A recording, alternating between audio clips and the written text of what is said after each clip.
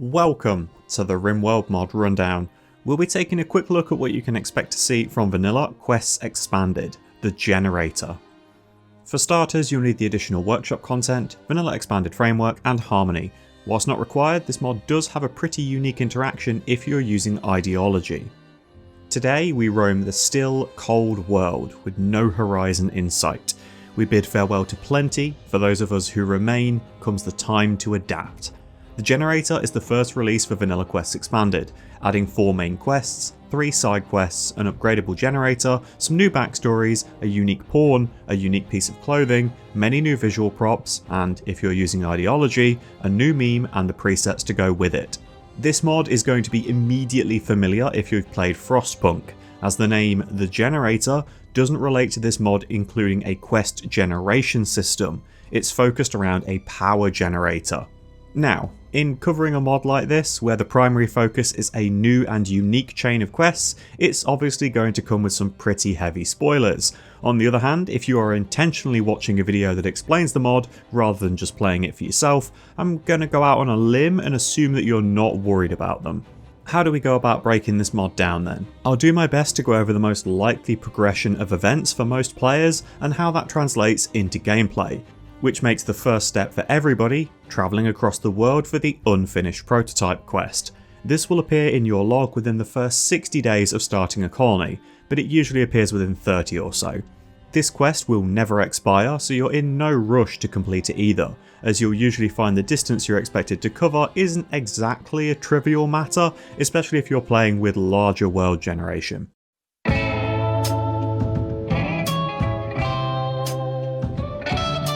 When you arrive at this site, you're going to find a terminal to interact with, highlighted with a big old arrow. This will unlock the Arc building in your power tab and reveal the next part of the quest chain on the world map. Also at the site you'll find pallets with resources and a prototype for an Arc building that you will want to deconstruct for the new component type, aptly named Arc Components. Now, we already know that components are expensive and advanced components make a big jump in terms of cost. Arc components are something else. It's a whopping 550 silver for each one that you have in storage.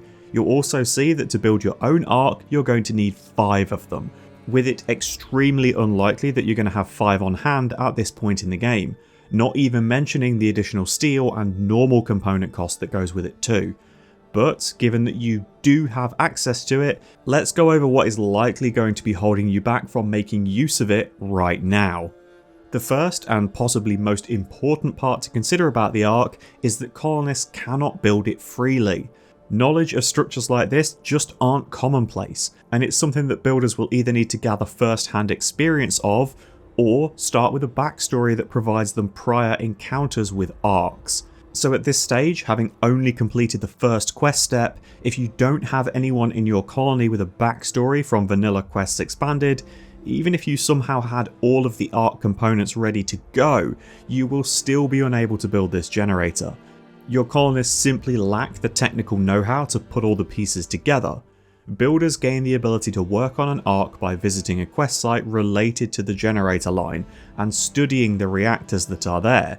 However, the first reactor you encounter on the initial quest map is a prototype, and it cannot be studied to unlock this functionality.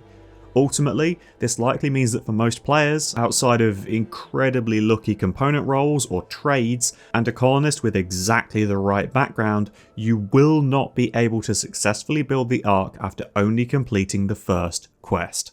So, Flanders, what do you think of the house that Love built?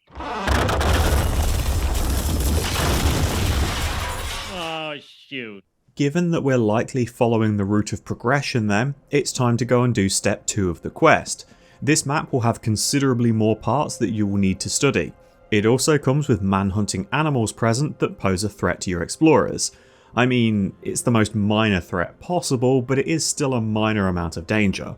The area will have a lot more material crates to open, as well as props that you can deconstruct to obtain a solid handful of Arc components, which should give you enough to take home to construct your very own Arc. Small problem though, the reactors here are still prototypes. Having a builder study these does not unlock the ability to make your own, so you are still going to be relying on the chance of one of your own colonists having the correct background. This then puts you in a tricky spot. You'll be travelling across the entire world chasing these sites while sitting on a large amount of wealth thanks to all the art components that you are going to need. Throwing them away is madness because they're such a pain in the arse to reacquire. So if you're digging into this quest line, be aware that you'll want your colony to be in a fairly well established place before you start throwing that kind of silver into a stockpile. It'll just be sitting there increasing the raid difficulty whilst you can't make any meaningful use of it. Onto the third site then. This comes with a considerably harder complication.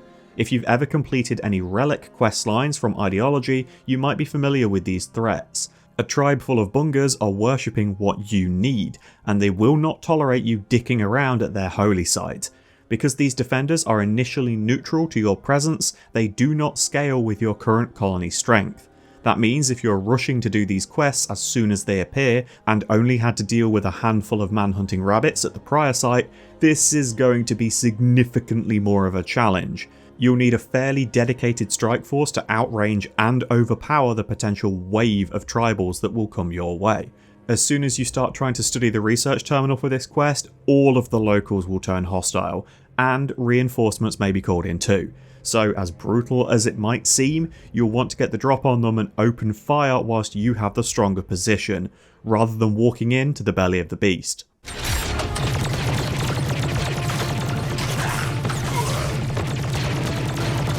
Again, this site will contain a multitude of crates for you to open, and the more important part, an ancient ark.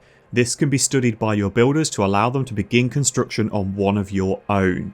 So make sure you send anyone with a construction skill above 8 on this quest so they can unlock the ability to do so. Now, I could go through all of the ark construction stages here, as this is the part that it becomes available to most players. However, there's only one quest left in this chain: visiting a sealed bunker. So let's wrap up the main quest chain and then go from there. The first thing you'll notice about the area for this quest is it's absolutely freezing. We're talking in the -100s of Celsius. Anyone you send to this location will develop hypothermia in a matter of minutes, so you'll need to work pretty damn fast to get in and out before colonists start collapsing from the weather, and you end up losing your entire caravan. You'll find that this tiny vault is guarded by a single mini turret that can be quickly dispatched, and it contains a working prototype of the Ark. If you aren't using vanilla temperature expanded to benefit from the Ark's massive heat output, you might need to deconstruct it fairly quickly, which will let the geothermal naturally heat the small room, as the single heater isn't going to pack enough of a punch to make any meaningful difference against the local temperature. What you've come here for is the Crypto Sleep Casket, so rather it's who you're here for. It's the Inventor, whose trail you've been following all this time. They are a unique colonist, with the ability to convert advanced components into Ark components on a 5-day cooldown. This ability isn't a sure thing though, it's a coin flip as to whether it succeeds and results in an Ark component, or fails and turns the advanced component into a standard one. The Inventor also comes in wearing a unique parka. This bit of gear is immune to deterioration of all forms, both natural and damage. It doesn't come in with any quality modifier, unlike most craftable equipment, so its stats are always going to be the same. Equally, it has no offset for material, it simply is what it is. You're going to get one of these and that is your lot. Just bear in mind that whilst the parka itself is indestructible, the body that's wearing it isn't. So if the colonist that has this equipped is vaporised by anti-grain, blown to bits by high explosive, or turned to ash by fire, it will disappear along with their body.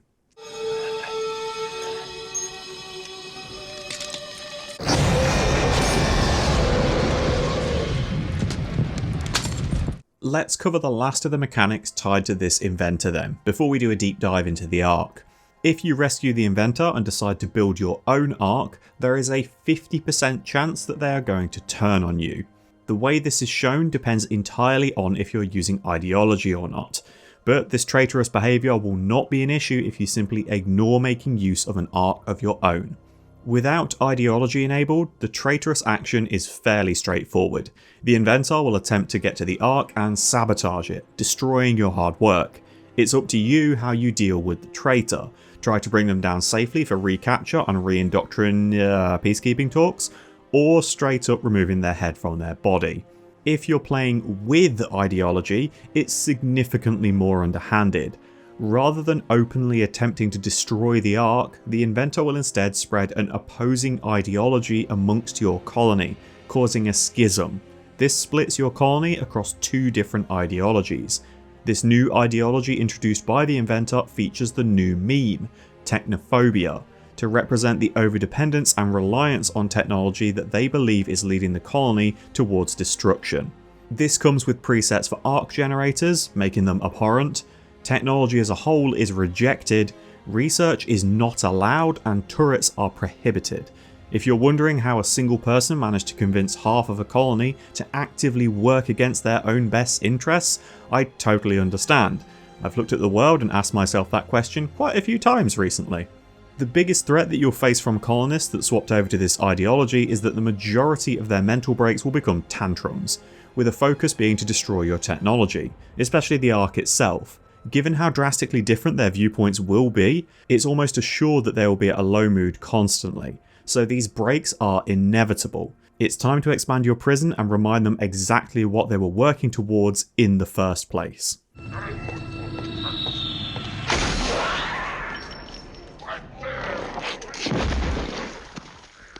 Anybody else want to negotiate?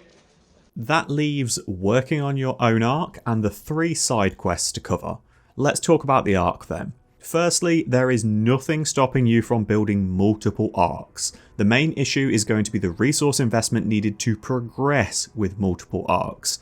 Given that initially its output is the same power as a geothermal generator, and it costs 100 steel and 5 Ark components more, you might want to focus on a single Ark and throw standard geothermals across any remaining spots on your map. That way, if it ever does get to the point where you have a genuine surplus of components and Ark parts, you can swap out one of the geothermals for a second Ark and go from there, rather than trying to manage 2 lots of upkeep from the get-go. To start with then, you're looking at an Ark that will deliver 3,600 watts of power, plain and simple.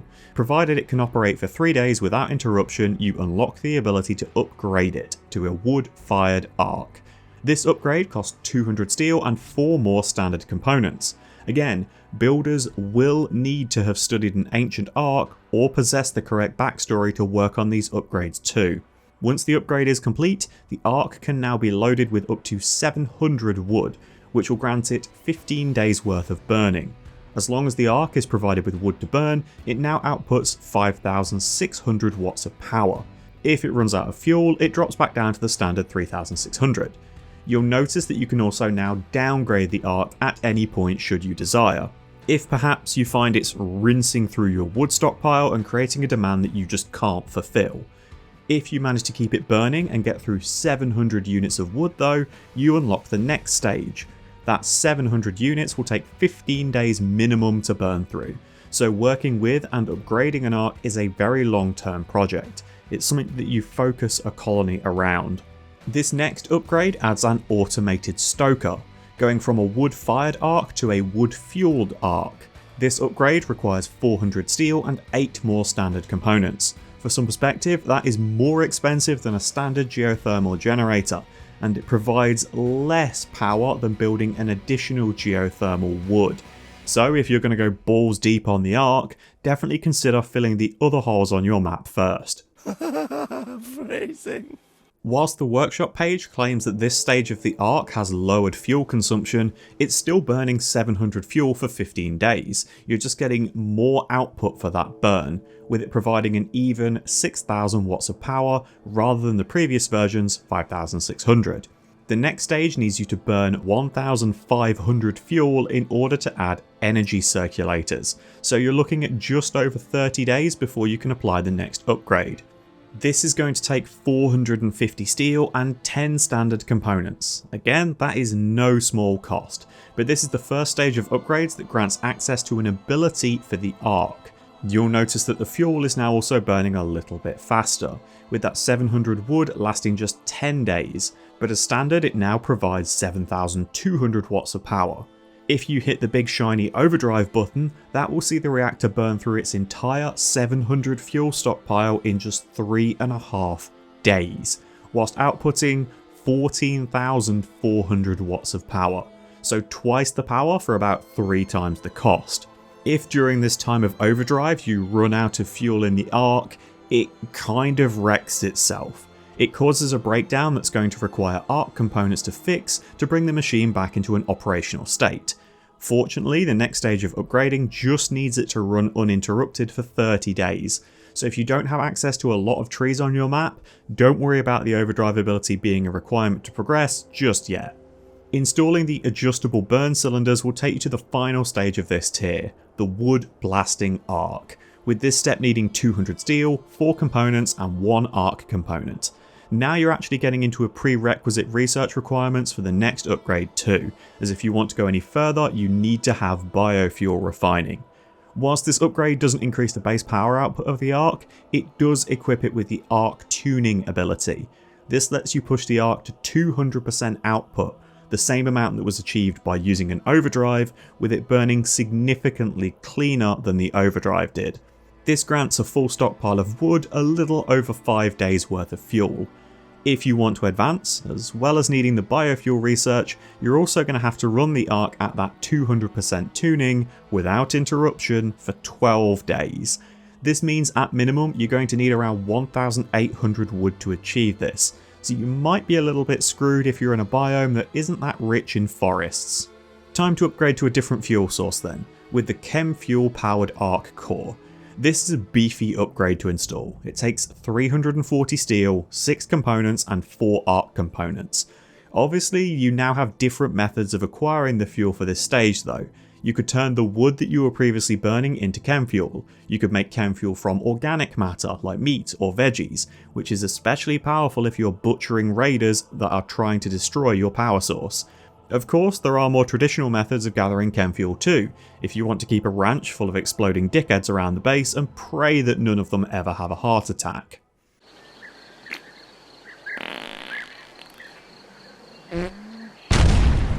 The base output for your chem fuel powered Ark is going to be equal to the wood blasting Ark, with just 300 chem fuel lasting for 21 days. The downside of moving over to this stage is that now your Ark is going to require maintenance over time. Regular maintenance costs nothing, fortunately. It's no different to repairing a damaged piece of furniture. The risk is that if the maintenance ever reaches 0%, the Ark is going to suffer a critical breakdown and require fresh components to bring it online, so you need to stay on top of its wear and tear. Just like the wood blasting Ark, this still has access to the overdrive feature and the tuning if you want to double your consumption and output constantly. To progress to the next stage, you're going to need to run a successful overdrive cycle, so consider setting the tuning to 100% for 5 days whilst this runs, otherwise you'll be absolutely rinsing through your fuel for pure overkill power generation. Installing the hyperburn chamber is going to upgrade from chem fuel powered to chem fuel boosted. This costs 120 steel, 30 plasteel, 6 components and 2 more arc components. The base output of the Ark rises slightly with this upgrade too, as 100% will now hit 8,400 watts of power, but the main addition is the power surge button. This instantly consumes half of the remaining fuel in the Ark to recharge any connected batteries, so the lower the fuel level when you hit this button, the more efficient it is to use. With some further downsides that this seriously impacts the current maintenance level, and it fires off a localized EMP blast, which will disable the generator itself for 30 seconds. If you're using a lot of turrets that are chewing through power whilst active, this can be an extremely useful emergency button to press, provided you have a boatload of batteries stacked away from this power source that are ready to absorb the ridiculous amount of charge this will dump. It's niche, sure, but it's not without a purpose. Plus, you're going to need to hit that button at least 3 times to fulfill the upgrade condition to add an adaptive fuel modulator to the Ark. Given that each power surge has a 15-day cooldown, you're going to need to hit this pretty much as soon as it's ready to make the upgrade in a reasonable time frame. Now you're going to need 100 steel, 100 gold, 8 components and 2 arc components to progress. This gets you to the charge state, which pushes the power baseline even further. outputting 9,200 watts of power at 100%. This also upgrades the tuning mechanic into fine tuning, which allows you to control both the Ark's intended output as well as the acceptable level of wear. So if you're happy to spend more time on basic maintenance, you can increase the power output by cranking up the wear. Alternatively, you can almost negate the wear entirely by dropping it to 1%. This lets you juggle the balance around your power supply in a way that works best in any given situation. If you've got a lot of spare manpower for the maintenance but aren't really rolling in chem fuel, you can drop the desired output to stretch what little fuel you have left and put the strain on the mechanical side instead, while still having a reasonable amount of power in the grid. The final upgrade condition is really straightforward: burn 1000 fuel, which at 200% output takes approximately 27 days, so get those engines firing and open all cylinders. So, here we go! This is in the kitchen at home, yeah? All that's left is to install the ignition stabilizer to turn this into a chem fuel fortified arc.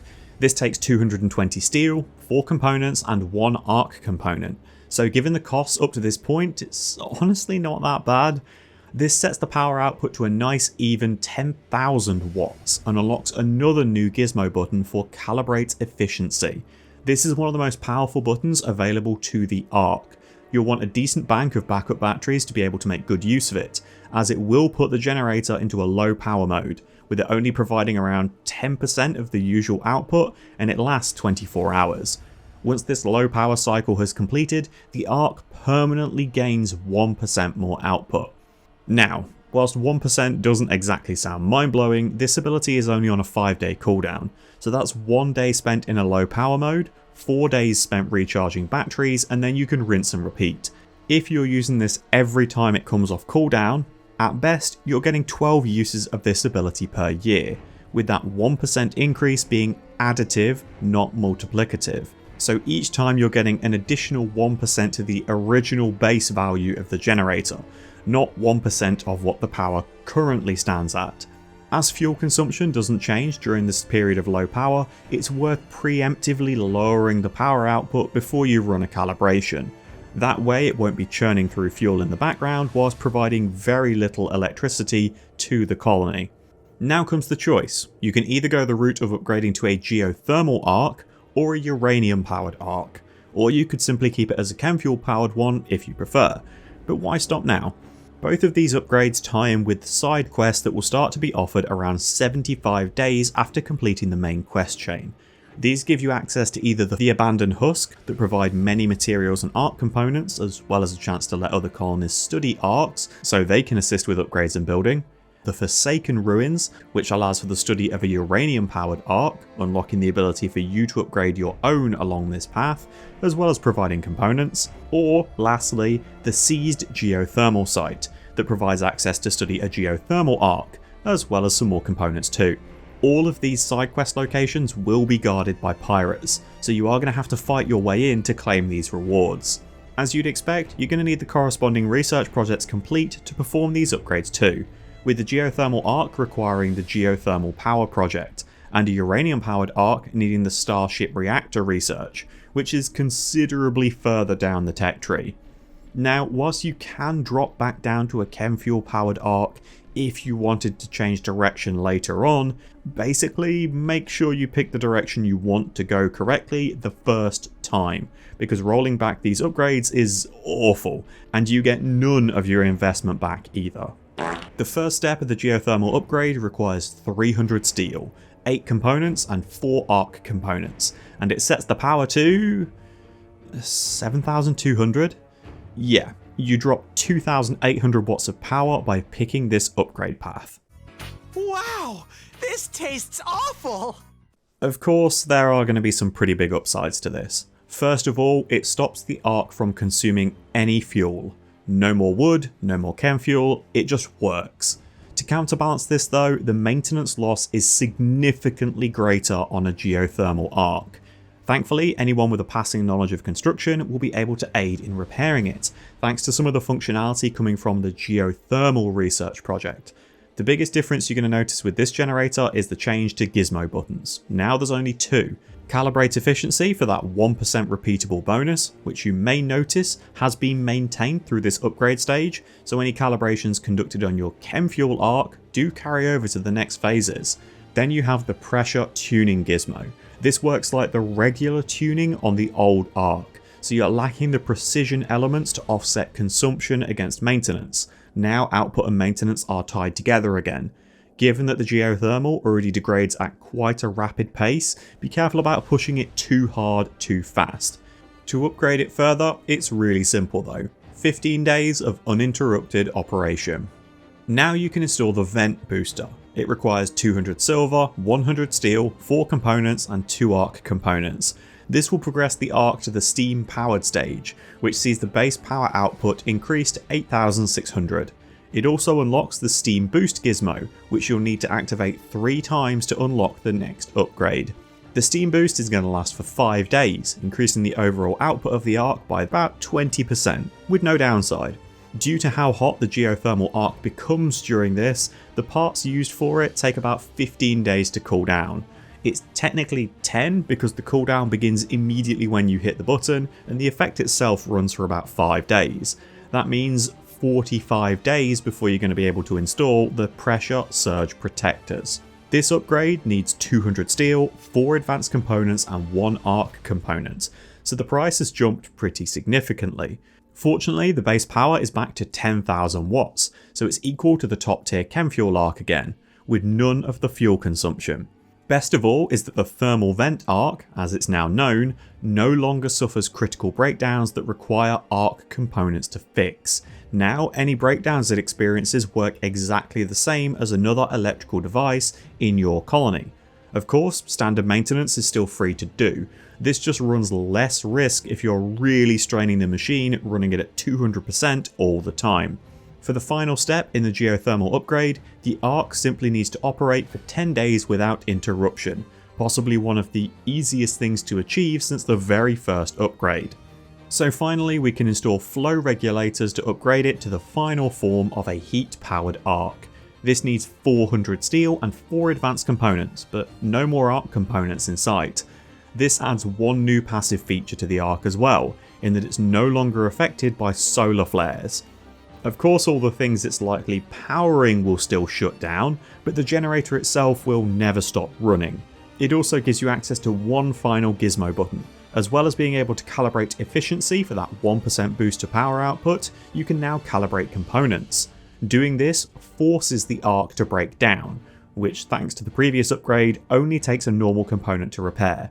By performing these component calibrations, the maintenance drain is lessened on the machine, with each use applying 10% more longevity to the arc. As this is only a 3-day cooldown, it's extremely easy to triple the machine's durability within 1 year, meaning it's a lot safer to run at 200% constantly without the need for colonists to keep running back and forth fixing minor issues. So that's the geothermal approach to the arc. It's maintenance heavy, but it provides very steady and safe power. Now, if you wanted to go the other direction, it's a little bit more...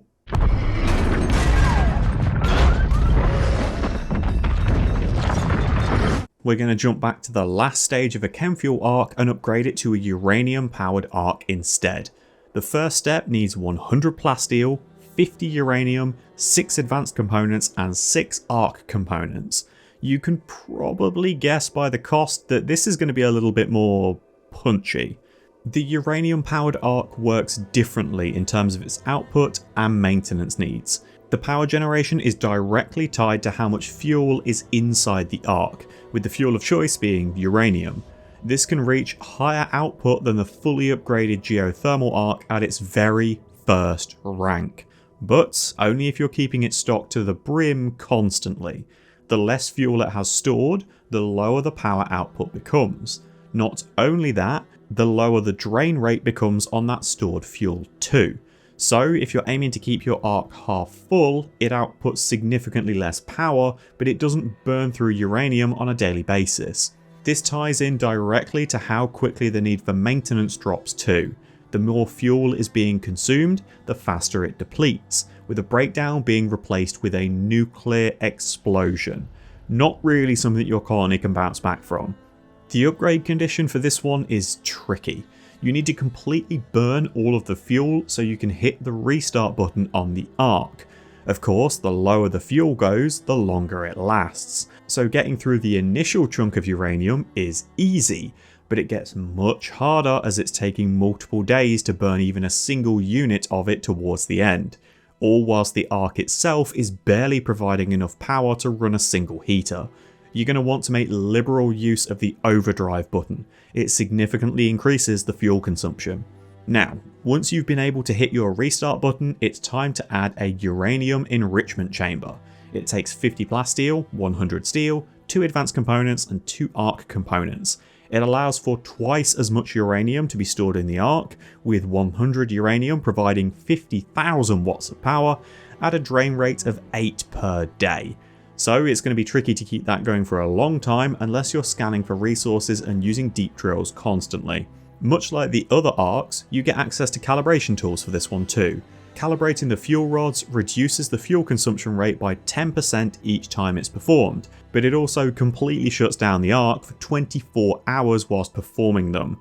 This is a long cooldown too. It needs 15 days between each use, so you want to make sure you're hitting it as soon as it's available to try and reduce the cost of running this monster of a reactor. Once the nuclear arc has burned through 500 uranium, it's time to advance to an isotopic arc by installing radiation shielding. Wait, we didn't have any shielding up this entire time? I bring you love. It's bringing love. Don't let it get away. Break its legs! Now you'll need to bring 100 plasteel, 100 gold, 4 advanced components and 4 arc components. This doubles the fuel capacity again. So now you've got 200 max, which provides over 200,000 watts of power, and it consumes 26 uranium a day. It also gives you a new button to play with that lets you swap the Ark between safe and hazard mode. Safe mode will see the Ark operate as normal. Flipping it to hazard mode allows the Ark to spill out radiation from all the burning uranium to the nearby area. If your colonists have no form of toxic resistance, this will see them rapidly develop toxic buildup and eventually die, with the range of the effect being determined by how much uranium is currently stored within the Ark. The range is substantial.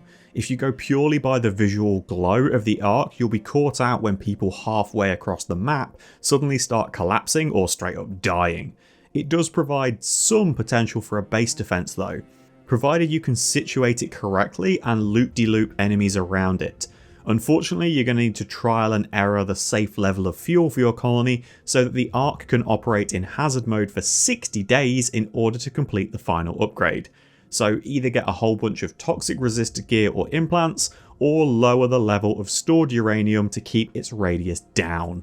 The final upgrade involves installing an emergency shutoff system, which will result in an atomic arc. This upgrade takes 50 plasteel, 8 advanced components and 2 arc components. It pushes the fuel capacity all the way up to 300, which results in 450,000 watts of power from a single building. It's just staggering. It also gives you one final button to push if things get a little bit dire. It's an emergency shutdown which you can press if colonists are unable to get to the reactor in time to perform maintenance. It prevents a nuclear meltdown from occurring. And that is all of it.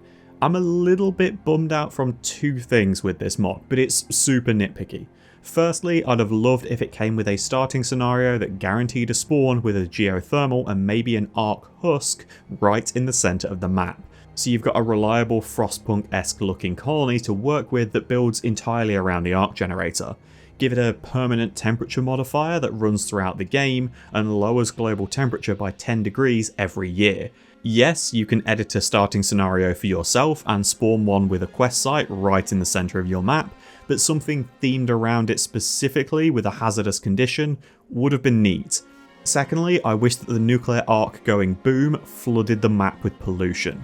Don't get me wrong, it utterly decimates the map, but it doesn't leave it uninhabitable, which feels like a missed opportunity. Permanent toxic fallout, a nuclear winter effect, whatever it may be, just something to really hammer home what you've done. One thing I do love is the inclusion of the Parker. I'd love to see more quest mods in the future that include more unique gear like this. Things that are near indestructible with very fixed stats. It makes me far more likely as a player to actually use this stuff if I'm not constantly looking at its durability being chipped away by someone simply wearing it. Although I do use mend and recycle, so I've not really got anything to complain about. I just think it's something more to explore is all. All in all, this is a time and resource investment heavy mod. If you're not down with long form colonies because you find yourself re-rolling every 2 or 3 years with most runs, you likely won't see the majority of what this mod can offer, which is a shame, but it's somewhat unavoidable. The longevity of the Ark project itself is what keeps a colony that focuses around it interesting. It's something to work towards and focus on, rather than something that can just be built and instantly forgotten about. It gives you a reason to keep going and see just how far you can take your little group of idiots. If you'd like to see the current suggestion list for mod rundowns, it's available to view on my Patreon page. All the posts there are totally free to read and it's pinned at the very top. You can support me in producing content like this for just £1 a month. It gets your name in the credits of these videos and it helps me to stay alive. Thanks for watching, folks. If you have any mods you'd like to see a full breakdown for or suggestions of mods you'd like to see covered, feel free to leave them in the comments, I might get around to them. I'll be back again soon with another Rimworld mod rundown. Wherever you are in the world, enjoy the rest of your morning, afternoon or evening. Take care.